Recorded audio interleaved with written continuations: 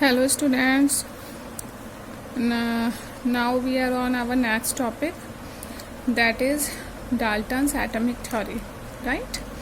So this theory is about the atom given by Dalton, so it is called the Dalton's atomic theory in 1808. So according to this theory, following observations are there, so we will understand them. The first is, matter consists of indivisible particles called atoms. So matter, whatever it is, liquid, solid or gas, each matter is consist of a indivisible particle that is called atom, right? Next, atoms neither created nor destroyed. They only reorganize them in a chemical reaction. So when any chemical reaction occurs, so atoms only rearrange them. Neither a new atom is created or not destroyed, right? Suppose we take an example like BaCl2 plus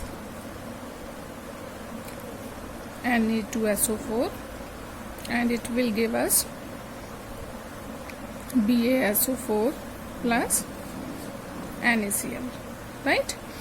So we see that at reactant and product side, atoms are same as it was at reactant side. Those atoms are present at the product side. So only rearrangement has occurred. No new atoms are created and no atoms are destroyed. Next, atoms of given element have identical properties. Like matter, different type of matters are made up of different type of atoms. So each atom has its identical property. Like gases have their own properties, solid have their own properties. Next, compounds formed when atoms of different element combine in fixed ratio, right? Suppose NaCl. So in NaCl, sodium and chloride ion are there and they are present in a fixed ratio. Okay, so whether we are preparing NaCl in laboratory or we are founding it from natural resource, the ratio of their atom will be the same, right? So this theory was given by Dalton. Now we will go to our next theory, that is atomic mass. So atomic mass was the base for the classification of element at very early time by the scientist. So it is very small, which could not be measured at earlier time when technology was not so advanced. But nowadays, because we have the sophisticated technology, so mass spectrometry is used for determining atomic mass of the atoms.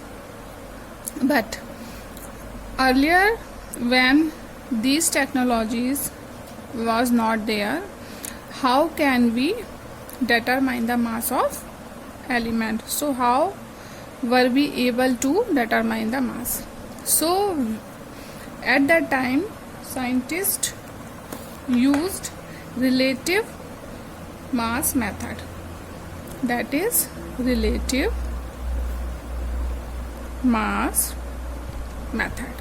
Okay, in first we understand that what is relative mass method. Suppose we have to weigh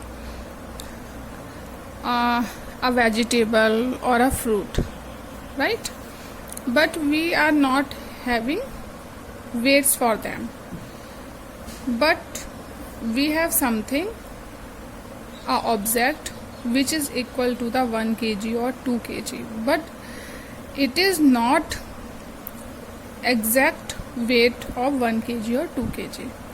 Suppose we are some object at our home we are having which has a mass of 1 kg. Okay, now if we want to give something in a quantity of 1 kg, then we can relate that quantity of material to the object which we are having of that mass, right? So it is not exact, only we are relating it, so it will called relative mass. Earlier hydrogen was used for relative mass method because it was the simplest or lightest atom.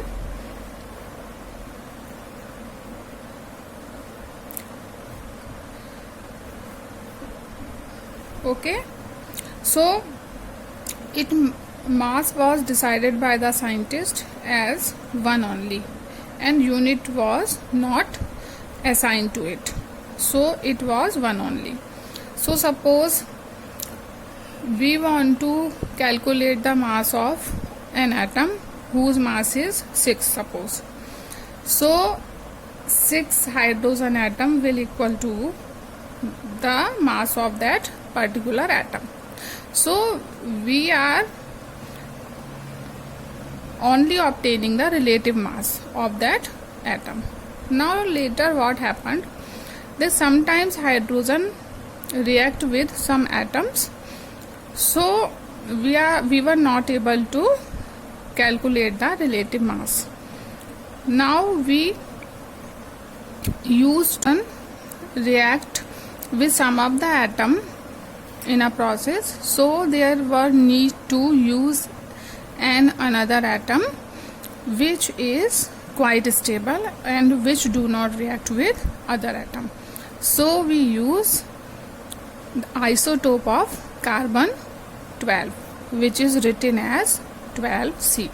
So this atom was stable and it was used to calculate the relative mass of the atoms. So what happens then, that atomic mass of this atom 12 carbon was 1.9954 into 10 to the power minus 23 gram. Okay, so it is a mass of one atom. One isotope of carbon 12 mass is 1.9954 10 to the power minus 23 gram. Okay, now we given a unit or a term, that is one carbon atom is equal to 12 AMU, that is atomic mass unit. Atomic mass unit. Okay, now if one carbon atom is equal to 12 atomic mass unit, as earlier we were using hydrogen. Okay, now one carbon atom, the mass of one carbon atom is equal to the 12 hydrogen. Okay, so mass of one carbon will be equal to 12 hydrogen. So one carbon atom will equal to 12 AMU atomic mass unit, and 1 AMU will equal to what? 1 atom divided by 12th mass of carbon atom. Mass of carbon atom. Okay, now mass of one carbon atom is here 1.9954 into 10 to the power 23 gram, and 12th mass of carbon atom means 12. So if we will calculate it, we will get 1.66 into 10 to the power minus 24 gram. Okay, so what we will have? We will have now 1 AMU will equal to 1.66 into 10 to the power minus 24 gram.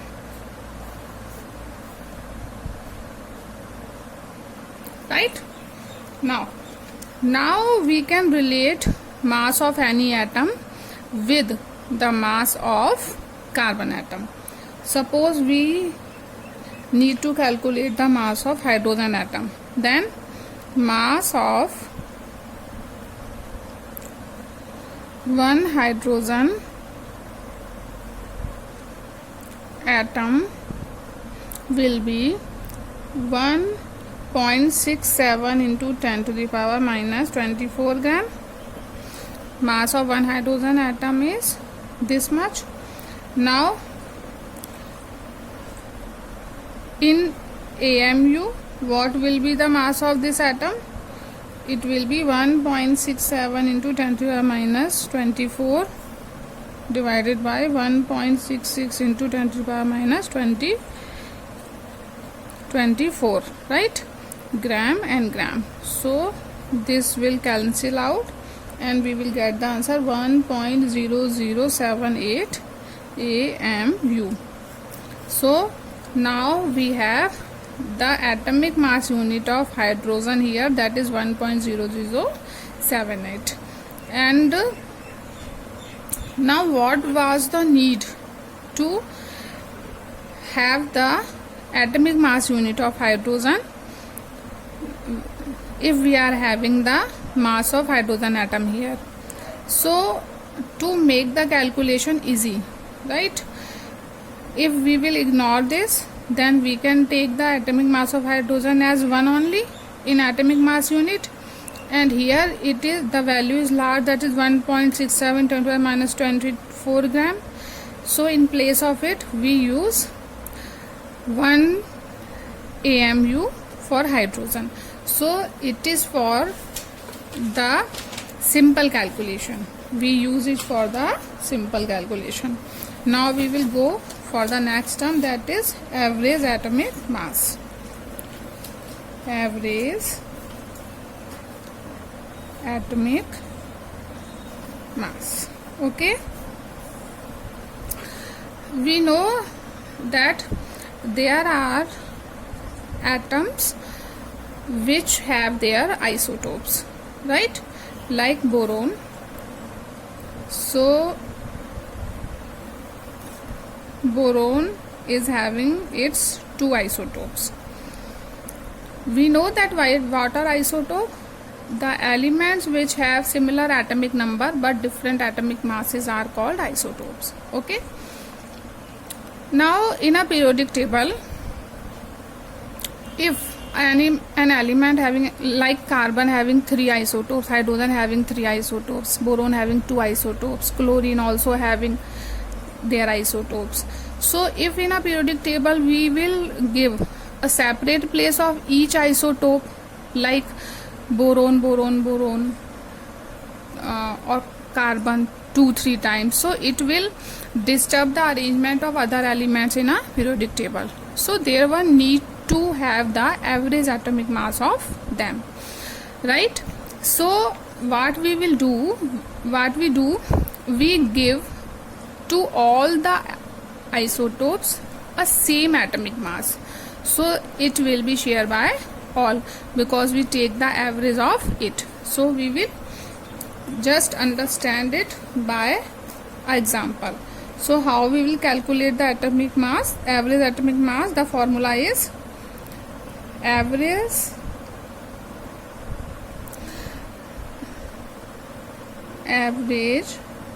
atomic mass is equal to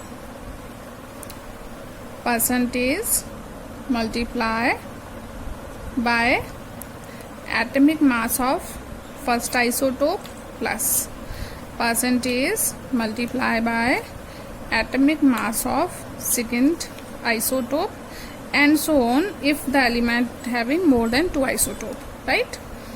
Now we are taking the example of boron here. So 2 isotope of boron are this 5b10 and 5b11. Now 5b10 is present 19% in the nature, and 5b11 is present in 81% in a nature. Now for the calculation, we are having atomic masses of both, but we were not having the percentage. Now we are having the percentage. Now we will put the value in the formula. So what will it become? It will become percentage 90 into atomic mass of first one 10 plus it is 81 multiplied by 11. Okay, oh sorry, and here divided by 100 also. Here also divided by 100. Okay, now we will calculate it. Then what we will get? We will get the answer as 1081 upon 100. So it will become 10.81 AMU. Okay, now the average atomic mass for the boron isotope will be the same, and that will be, we will write it as B110.81. Okay, so now we know how to calculate the average atomic mass. Okay, now we will go for the molecular mass. Molecular mass. Okay, now what is molecular mass? It is a sum of mass of all atoms which are present in a molecule. So it is mass of all atoms present in molecule.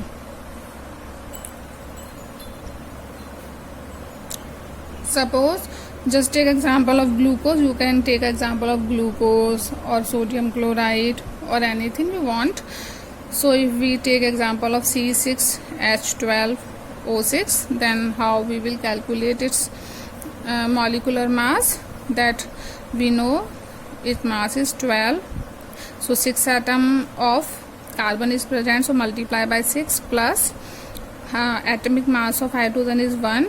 12 are present, so multiply by 12 plus its mass is 16 and 6 atoms are present, so it will be like this. So after the calculation, what we will get? We will get 180 AMU. So it is a molecular mass of an atom. Now we will go for the formula mass. Formula mass. So what is the need to go for the formula mass? In solid, each crystal or particle is arranged in a 3D arrangement. It is arranged as a 3D arrangement. Suppose we have a crystal of any atom or element, then suppose we are having NaCl, right? So if for 3D arrangement, what will happen? Suppose these 4 atoms are here, so behind these 4 atoms are also present. Sidewise atoms are also present, up and down atoms are also present. So it will, what it will form? It will form the 3D structure. Okay, it will form the 3D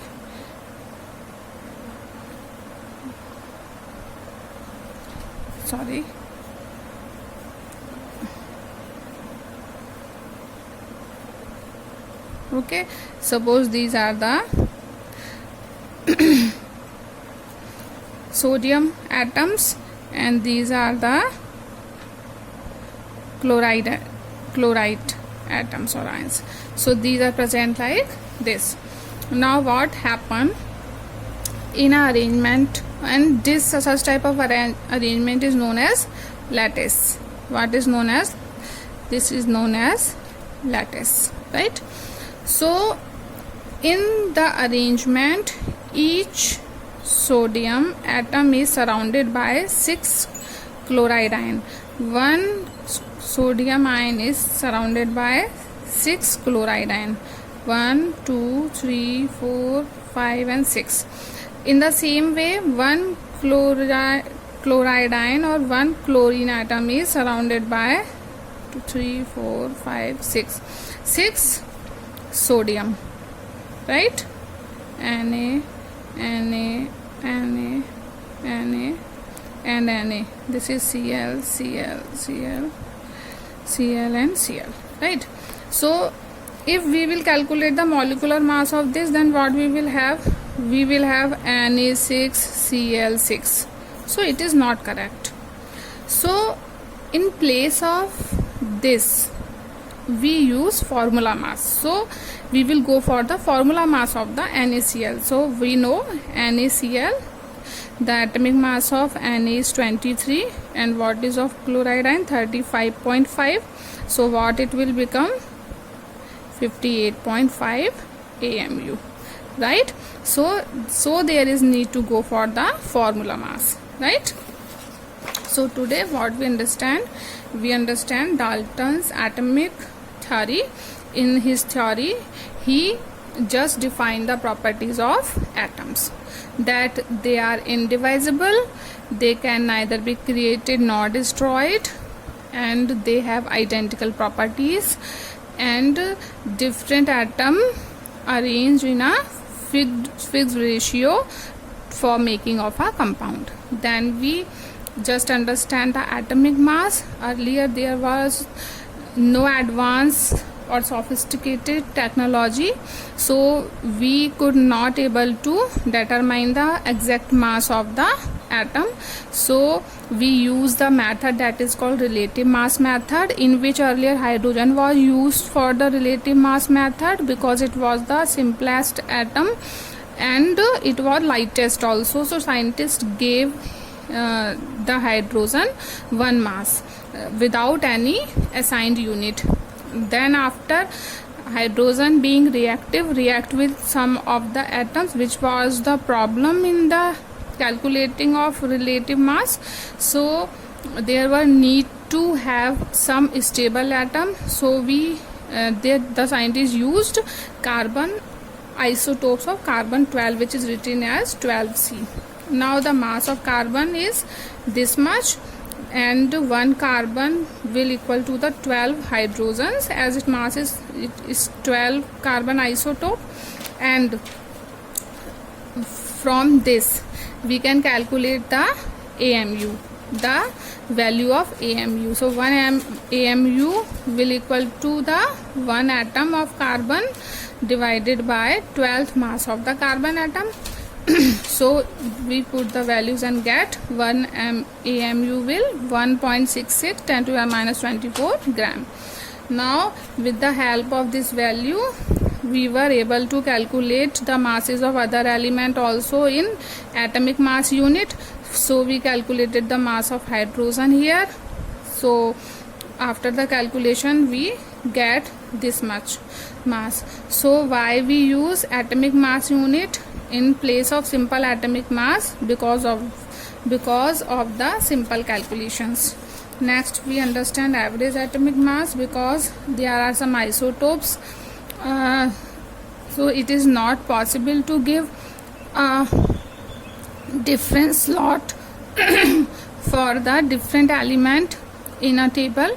So there is need to assign the atomic mass which is common to all isotopes. So we use the method that is average atomic mass. The formula for calculating is this: molecular mass is mass of all atom present in a molecule. So we just took example of glucose here and calculated the mass. Now formula mass.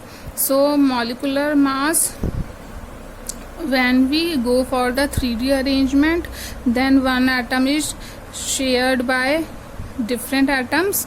So it was not a right way to calculate the molecular mass. So we just go for the formula mass, in which we calculate the mass of the element according to its formula. Right, now we will do the next topic later. Thank you so much.